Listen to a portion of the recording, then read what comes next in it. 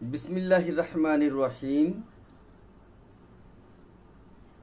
কোঠা আন্দোলনকে শুরু করে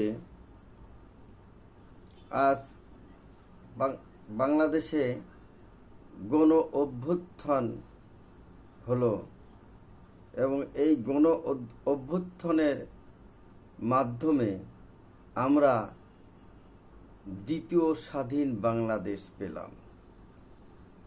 এই স্বাধীন বাংলাদেশের জন্য যারা শহীদ হয়েছেন, ছাত্র জনতার মাঝ থেকে যারা শহীদ হয়েছেন, আমি প্রথমেই তাদের রুহের মাগফিরাত কামনা করছি। যারা আহত হয়েছেন তাদের দ্রুত সুস্থতা কামনা করছি। প্রিয় দেশবাসী, আসসালামু আলাইকুম ওয়া রাহমাতুল্লাহি ওয়া বারাকাতুহু। গণ অধিকার পার্টির পক্ষ থেকে আপনাদেরকে জানাই সংগ্রামী শুভেচ্ছা ও অভিনন্দন।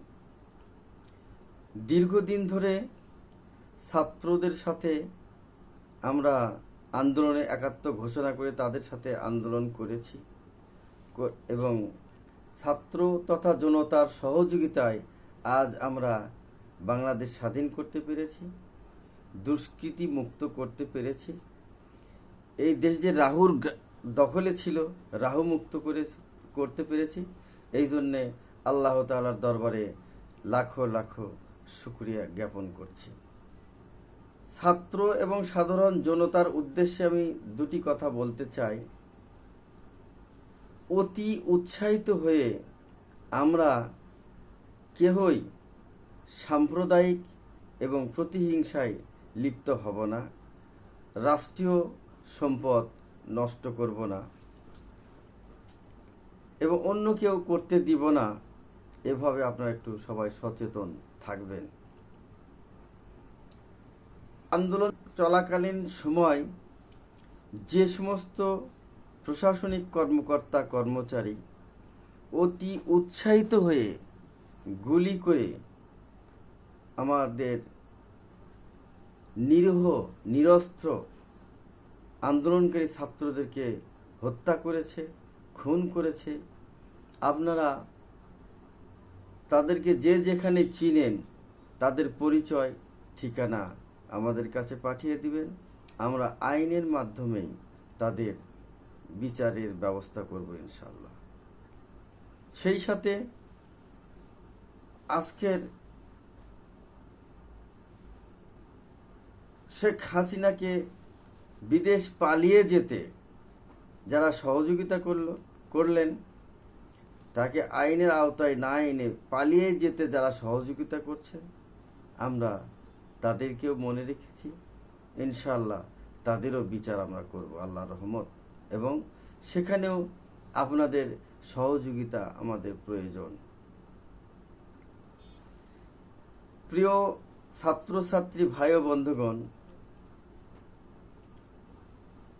আপনারা যে কাজ করে দেখালেন, আমরা সামান্যতম সহযোগিতা করেছি, কিন্তু আপনারা যে পর্যন্ত কাজ করে দেখালেন অতীত বড় বড় রাজনীতিবিদ তা করতে পারে নাই। এজন্যে আপনাদের কাছে আমরা চিরকৃতজ্ঞ।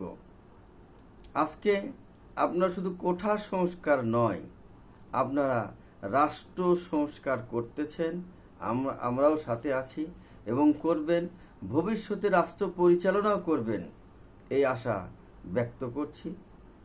আর আরও একটা কথা বলতে চাচ্ছি, যে কোঠাকে কেন্দ্র করে আজ আপনারা এত দূর অগ্রসর হতে পেরেছেন, আপনাদের এই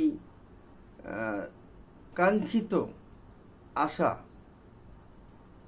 এটা হয়তো সরকার পূরণ করেছিল, বাস্তবায়ন তো করে নাই, করতে পারেনি, সে সুযোগ তাদের হয়নি। আমি যেটা বলতে চাচ্ছি সেটা হলো, আপনারা যদি সহযোগিতা করে সুষ্ঠু সুন্দর সরকার গঠনের সুযোগ দেন, তাহলে বাংলাদেশে রাজনীতিতেও আমরা কোঠা রাখবো না। যেমন বাবার কোঠায় একজন প্রধানমন্ত্রী ছিলেন, স্বামীর কোঠায় প্রধানমন্ত্রী ছিলেন, আমরা কোঠাতে কোনো কিছুই করতে চাই না। আপনাদেরকেও আমরা কোঠার মধ্যে রাখবো না। প্রত্যেকটা ছাত্র ছাত্রীর শতভাগ যোগ্যতা অনুযায়ী কর্মসংস্থানের ব্যবস্থা করব আমরা ইনশাআল্লাহ। যাদের কর্মসংস্থান করতে বিলম্ব হবে, ব্যর্থ হব না, অবশ্যই কর্মসংস্থান করব। যাদের কর্মসংস্থান করতে বিলম্ব হবে আমরা তাদের বেকার ভাতা দিব। তো সেই ক্ষেত্রে আমি আপনাদের কাছে আমার একটি চাওয়া পাওয়া যে আপনারা অবশ্যই সঠিক, সুন্দর এবং জনবান্ধব সরকার গঠনের সহযোগিতাও করবেন। তাহলে আমরা সেই সরকারের মাধ্যমে আপনাদের কোঠা নয়, প্রত্যেকটা ছাত্রর যোগ্যতা অনুযায়ী কর্মসংস্থানের ব্যবস্থা করব ইনশাআল্লাহ। এই বলেই আমি আমার বক্তব্য এখানে শেষ করছি।